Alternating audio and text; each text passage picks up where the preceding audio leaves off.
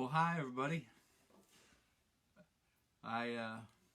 It's weird being here and not being able to see you, but I'm going to trust that you're there, and I'm going to play some music for you. Maybe tell you a story a little bit about what I'm doing here with these banjos. I've been playing banjo a long time, probably, well, more than 50 years, which is a long time. And I got started as a kid because of Pete Seeger, because I lived not too far down the river from him, and back in the 70s the river was polluted by GE, and he made it his mission to get the river cleaned up, and he did it a lot of different ways. But one of the great things is he came to all the towns up and down the Hudson River, and he would organize cleanup parties, and we'd get a bunch of kids rounded up, and we'd go down to the river and we'd pick up trash or do whatever we had to do. And at the end of that, we'd go back to somebody's house for potluck dinner, and then Pete would get out his banjo, and then we would either sing together, or he would play, or we would play together. And from that moment on, I was probably hooked, and my parents, in their kind of infinite wisdom, ended up getting me a banjo. I think it was either my 11th or 12th birthday, and that was that. I was off and running, and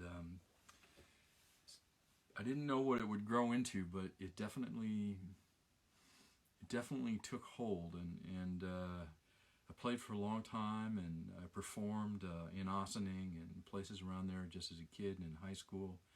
And when I got into college, I got really lucky in that a musicologist who was in our music department. I was a music major, and I kind of worked in school, and I had some, I got some money that was given to me as part of a scholarship, and then they brought in a guy named Steve Mote. Now Steve was from the Ozark Mountains. I think he lived in kind of the St. Louis area.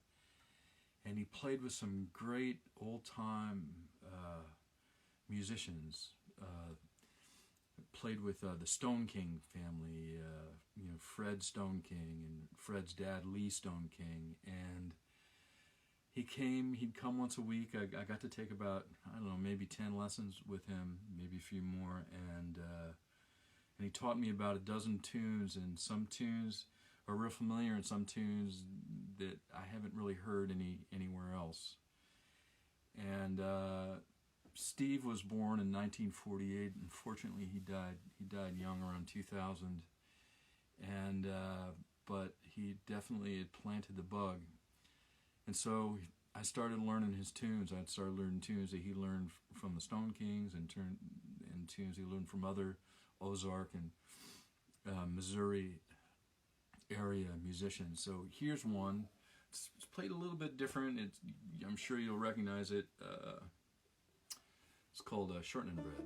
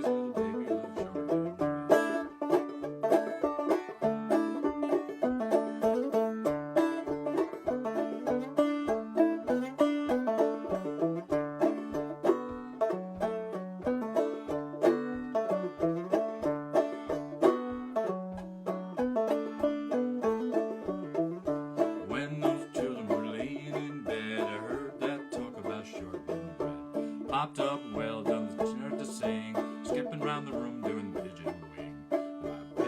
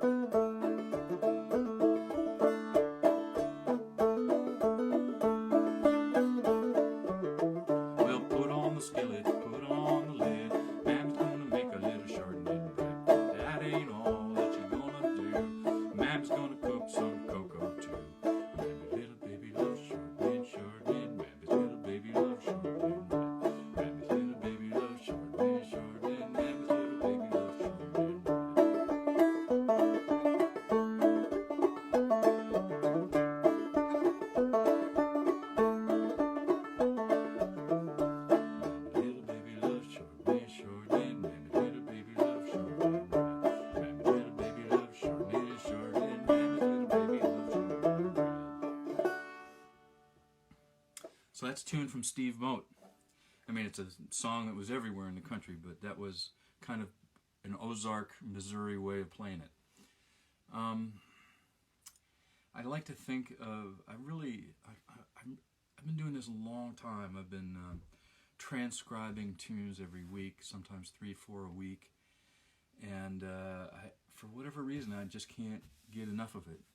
You know, I talked to some friends of mine about this. There's just like, if you come into my studio, I teach at the Real School of Music in Burlington, and you get in there and you look at, there's one shelf that I just have a bunch, like not all the fiddle tunes in my office, but I got a bunch on one shelf, and I think I did the math one day, there's about 7,000 tunes within about 5 books. 7,000 fiddle tunes. And these tunes are all in basically one of 4 keys, maybe 5 tunings. They're in the key of G, A, C, and D. So these fiddle tunes all follow this really kind of dance format.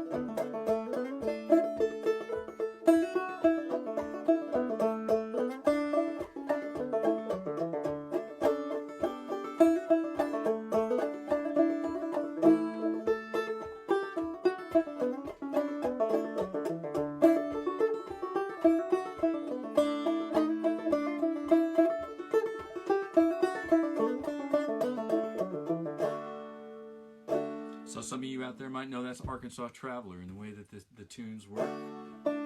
It's you have a question, then there's an answer. Then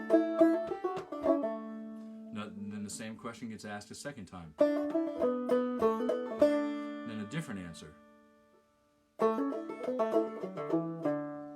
Then that all happens again. So you have a question, answer, and that takes 16 bars generally. Then there's a B part. That's the first question in the B part. Answer. Question again. Different answer. And then that happens again. So if there's 7,000 tunes that are basically all in this format, then what makes each one of these tunes different?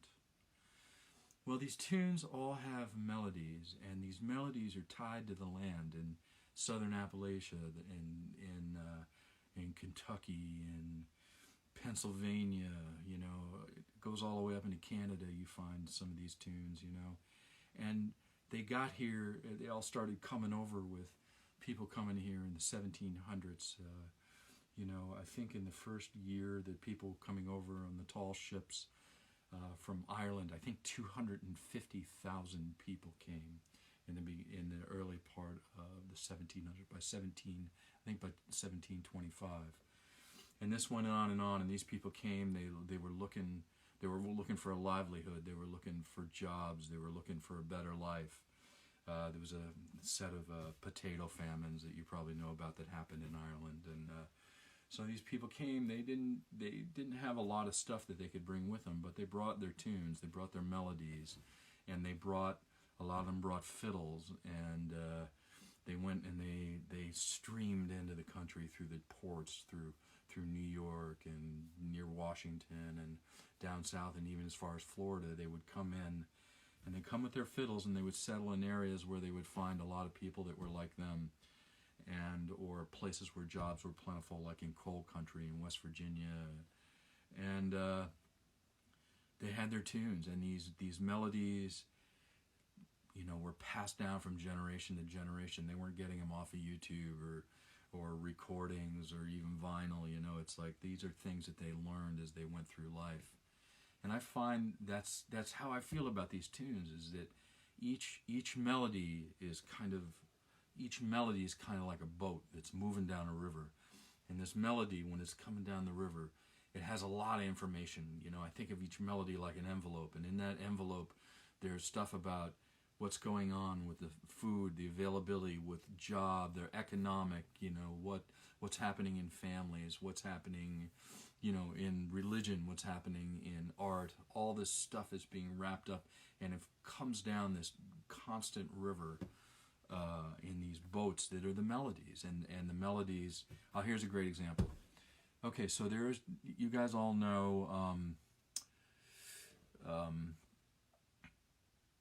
This Land Is Your Land. All right, a lot of people, think that, that's Woody Guthrie. Well, Woody Guthrie wrote the lyrics that we most know, and that happened, he wrote that in 1940. But originally, it was a Baptist hymn with a different title.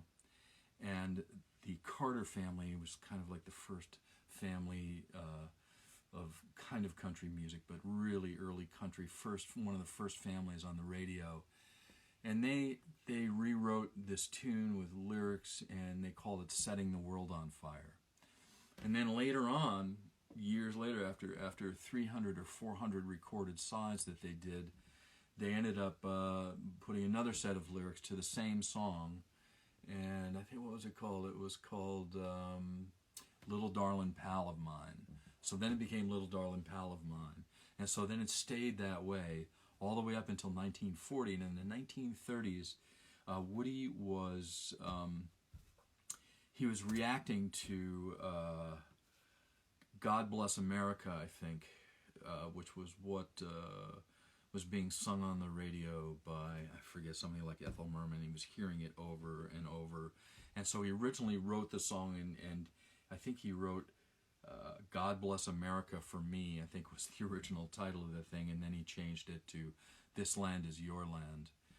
And so that's one melody that got changed and got used for different purposes, and this boat changed, and as it moved forward through time, it meant different thing to a lot of different people. And I know that Pete Seeger, in the 50s was blacklisted, but one of the places where he could get jobs, where he could get work, was in school systems.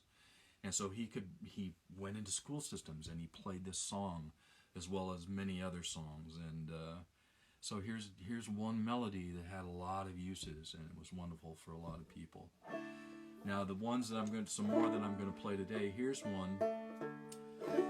Here's a great tune that came from this great fiddler. All these people, they were tied to their community and their land, and they lived there, their whole lives. And sometimes, were born and died within, 15 miles of one another. And this guy's name was Snake Chapman, and he comes from Kentucky.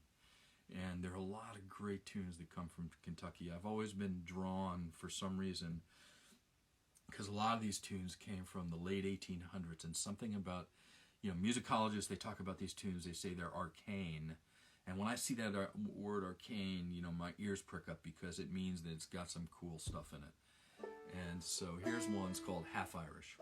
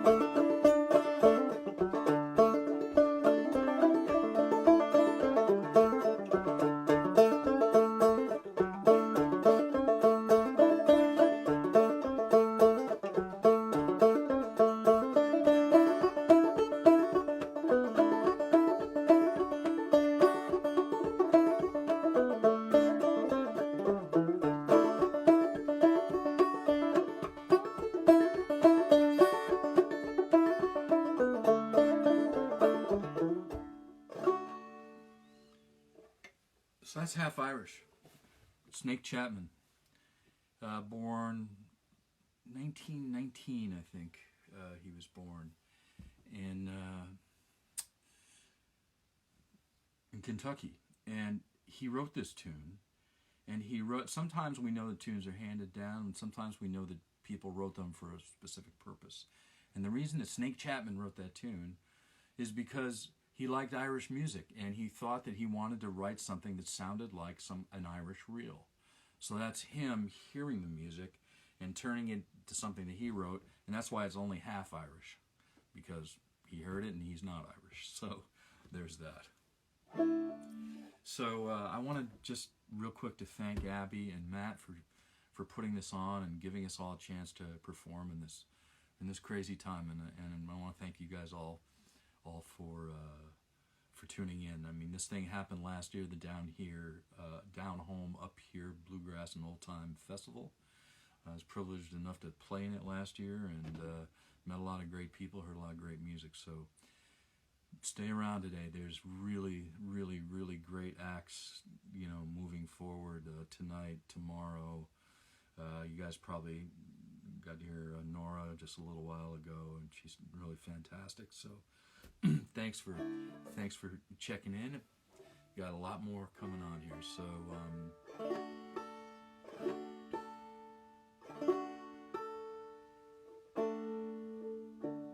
So this guy was born in Tennessee. His name was Sam Mcgee. He played with his brother.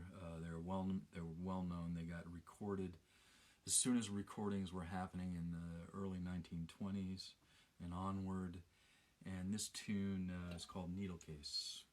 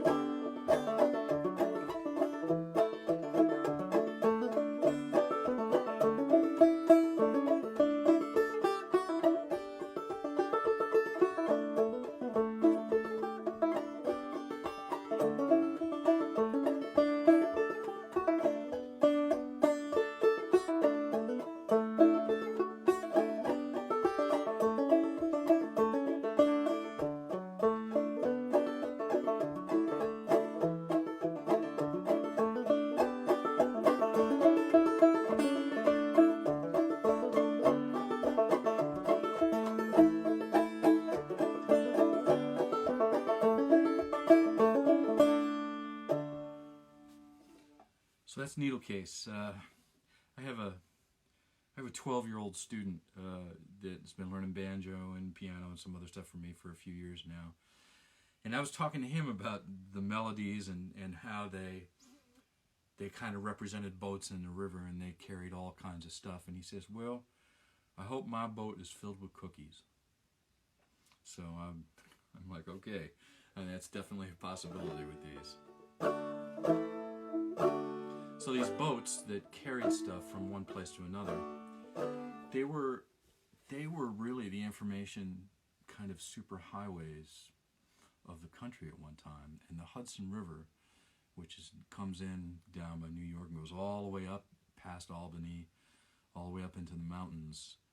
That was like one of the main north-south routes of how products and how ideas and people got transported. So that was the north-south. So there was an east-west route, that came all the way from Boston, all kind of along the Connecticut shoreline, and then it had to cross the Hudson at some point. So during the Revolutionary War, they really knew that whoever controlled the river was probably going to win the war. That was the calculus on both sides for Washington's Continental Army as well as the British troops. So when you cross that river, I don't know if any of you drive to New York, but it's always a thing. Where are we going to cross the river? Are we going to cross at the Tappan Zee? Or are you going to cross up in Newburgh? Are we going to cross at the George Washington?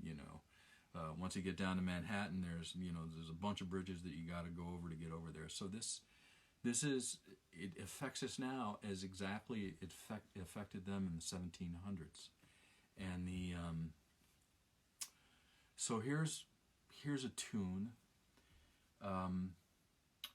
that's a boat that carries information about one of the turning points in the Revolutionary War. And the name of this tune, actually there's a ton of, that's another thing that happens is these boats go down the river, they get renamed, and sometimes the tunes get changed, sometimes they don't get changed. But this tune was called Wild Horse at Stony Point, or the Wild Horses at Stony Point. It was also called Pigtown Fling. It was also called Old Dad. So here's one of these crazy tunes that happens a lot. And what this tune is about was about this battle for this rock, which the British called Little Gibraltar, and this is just below West Point on the Hudson River. And the Hudson River is super wide, and as a matter of fact, the Tappan Zee Bridge, the name Tappan Zee comes from the Indians called this wide expanse of water right there the Tappan Sea. And this sea, as it goes north, comes down to this little funnel, and then it goes further up into what's called the Hudson Highlands. And if you've never been there, you should go there because it's incredible. You would never know that it's there. We drive all around it all the time, and it's mountains on both sides of the river. There's Bear Mountain, there's Anthony's Nose, there's all these things coming up the river. And so it was really hard to move around. You couldn't move troops up and down.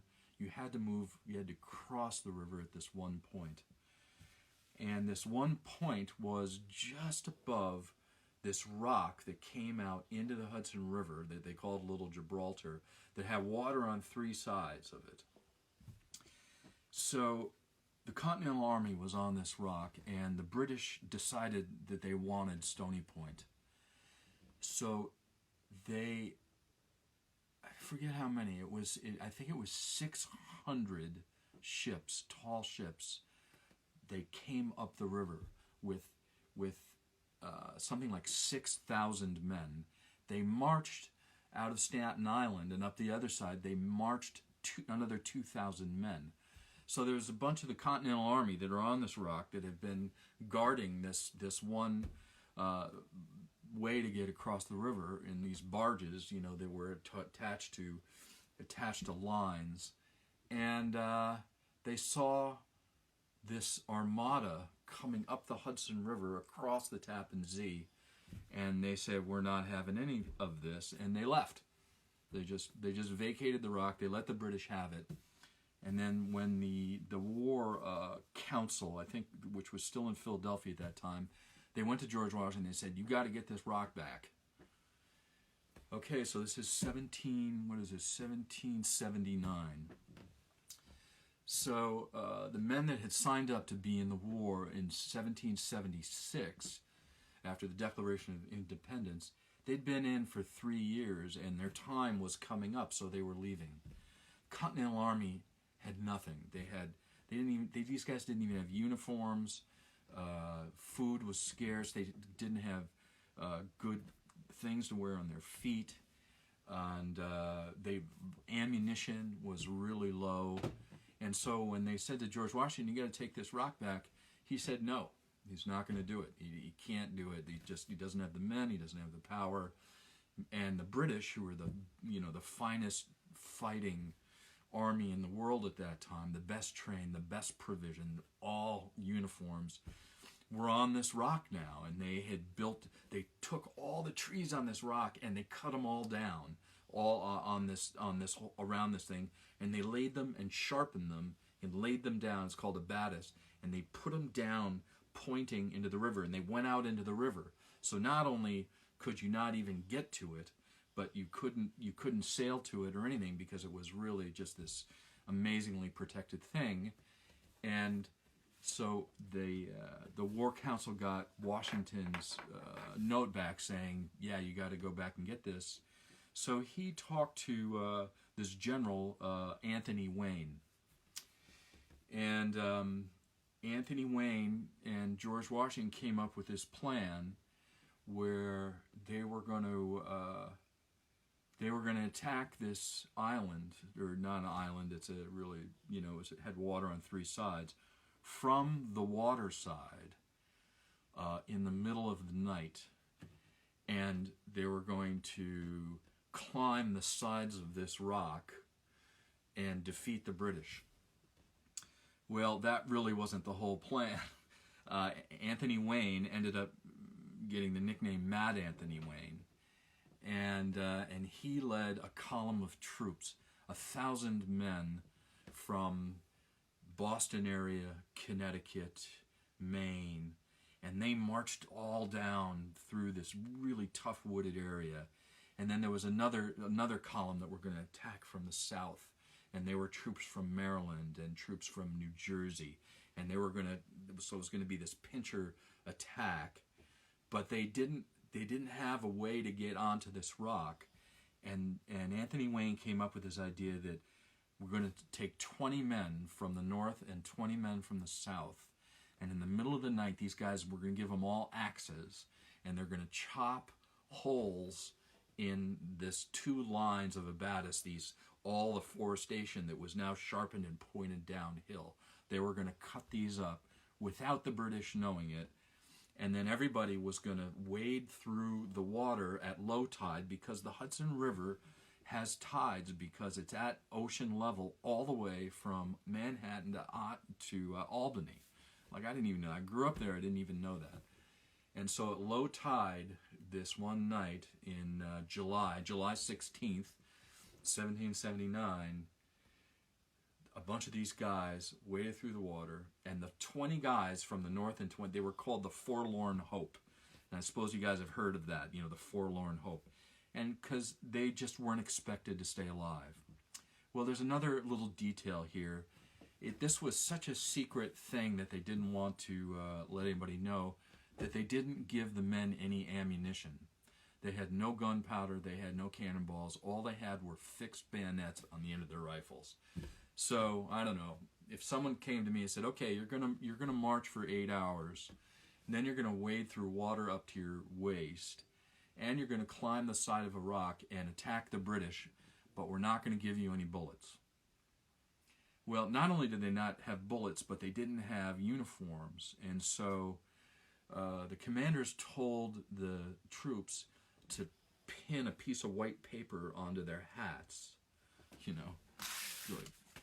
pin a piece of paper to your hat so that we weren't shooting each other or we weren't trying to kill each other. They weren't going to shoot anybody. And so then they were going to have from the land, from the one little part of this rock that attached to the ran on the other side of the Hudson River, they marched another column from North Carolina. I don't know if you guys have ever driven to North Carolina, but marching from North Carolina so that you can draw the fire of the British. It's just like crazy. They brought these men, I think 300 men from North Carolina and South Carolina. They marched all the way up so that they could fire some volleys at the British. So the British thought that they were being attacked from the only place that they thought they could be attacked from, which was from the land side. Meanwhile, these guys are climbing up on the rocks with their rifles, with nothing in them, with bayonets on the end. And their plan was that when the British were being attacked from one side, that these guys had climbed up this rock in the middle of the night were going to run in behind them and say, the fort is ours. We have won. We have taken the fort. So it was, not only was it daring and dangerous and insane, it was, well, it was all of those things. The plan was to run up behind the British and say, we won. And you know what? It worked. At midnight, this is one of the most daring things in all of military history that has happened on our soil, was these guys took that rock back in the middle of the night. And so this is the song, or not the song, but this is the melody called Wild Horse at Stony Point.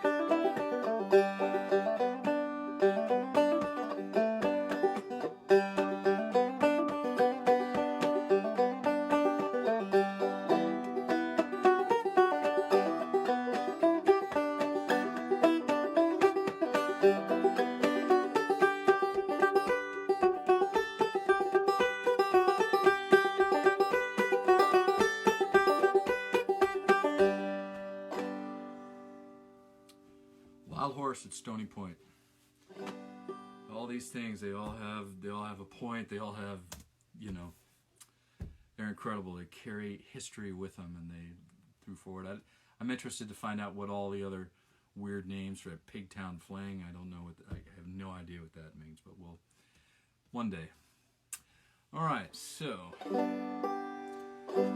that tune, besides here, we know that particular version, or at least 3 stanzas of it, came from a guy named Gilson Setters, Kentucky. Shocker. 1861 is when he was born. Gilson Setters, man, what a crazy fiddler. This guy, his real name was Bill Day, and he had really bad cataracts, and so he played fiddle on the streets and begged for money, and as a blind fiddler, and so his act was called Blind Bill Day, and but he did okay. He was making money and making a living at doing it, and then he got surgery and had cataracts removed from his eye, and so got a lot of his vision back, but he still went by the name Blind Bill Day. And I don't know, it's just a great song, great story with him. Look him up on Wikipedia. Gilson, Jilson Setters, Kentucky, 1861. All right. Here's another crazy fiddler. This guy's name is Luther Strong. He's also Kentucky, born 1892. Everybody out there, you know who Alan Lomax was. He went and he collected songs from these guys, and he heard that this guy was a really great fiddler, and he went to his house And his daughter answered the door, and he said, "Well, where's Luther? I want to record him. You know, I want to talk to him." And the little girl was like, she didn't really want to talk about it. She didn't really want to say anything. And he finally got it out of her that he was in jail. He was in jail for being drunk and disorderly. And so Alan Lomax, he went to the jail. He went to the jail. He paid his bail, got him out. And in which case, Luther told him that he needed a fiddle, and so Alan Lomax borrowed a fiddle for him.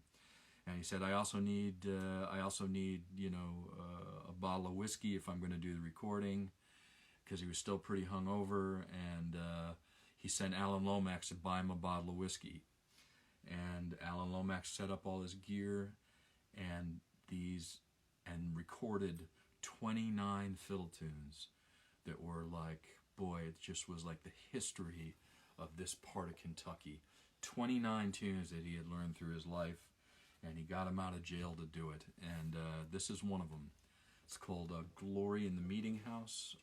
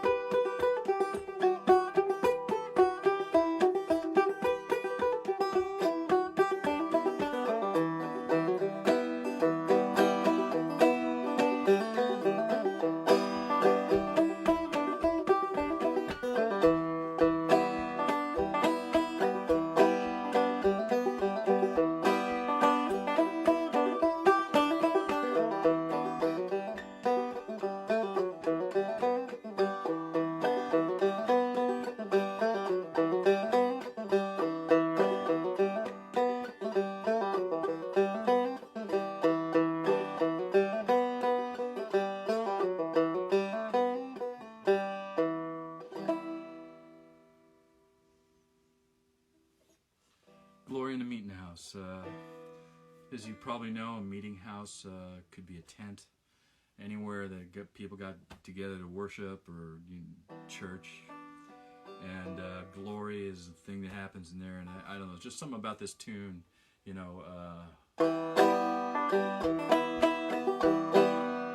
can hear it, I can see hands being put in the air.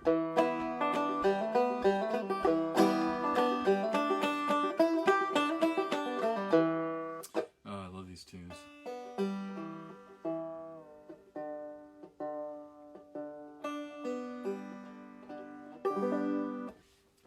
Alright. So all these tunes don't have to be about the old folks. This tune right here, I'm running up at the end of my time. Well, I'm going to tell you something about this tune real quick. About 10 or 15 years ago, my band, that was called Jubilee Mule, we played a set at a night at Club Passim that was being run by Mark Simos, and it was an old time night, and Mark Simos was running it. It was in December, and it was the coldest day kind of on record in the longest time. It was like it was like 17 degrees below zero. So there weren't a ton of people in the club, but man, there were some diehard people that were there in the club. And they had a couple of bands. I don't remember the Dixie Butter. I think the Dixie Butterhounds played that night, and we played. And then Mark Simos brought up onto stage Raina Gellert, really, really great fiddler. You know, she was, I think, one of the founders of this band, Uncle Earl, and I don't know, just she's got a lot of great albums out. And she had one really fine album out that was called Ways of the World. And so Simos was on stage, and it was towards the end of the night, and Raina got up on stage with him, and he said, well, we need a banjo player, and is there any banjo players left? And somebody yelled me, you know, my name, and that I still have my banjo and I should go up there. And so I went up there, and they played this tune called Ways of the World, which I'd known because I had listened to her album for hours, but I hadn't learned the tune. And they proceeded to whip my butt with this tune, and I just kind of held on. I felt so kind of embarrassed at the end of that tune that I went home that night and I played the tune all night long. Honest to God, I played it for 6 or 8 hours until I had it learned. So this is that tune. I think we're at the end of my time, and I'll leave you with this. Let's see.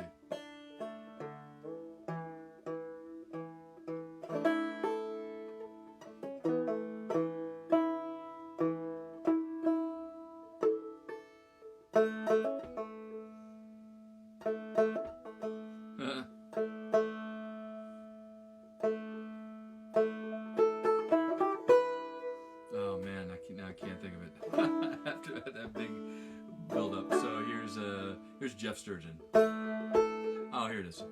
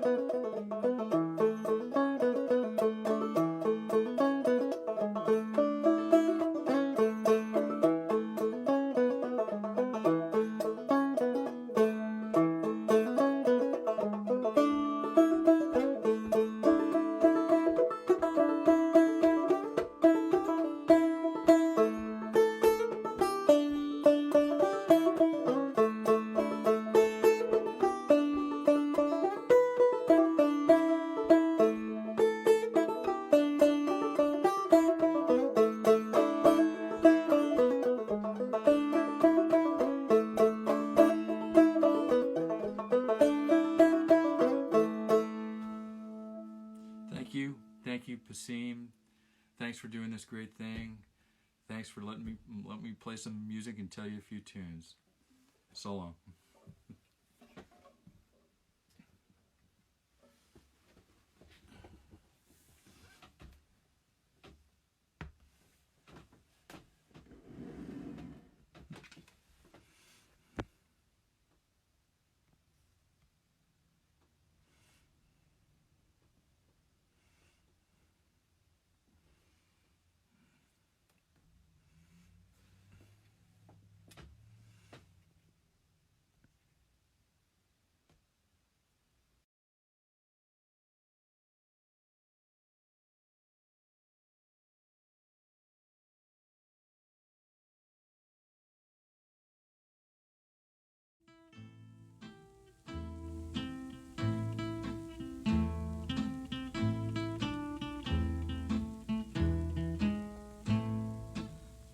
you go to meeting, I'll tell you what to wear. Long tail coat just about to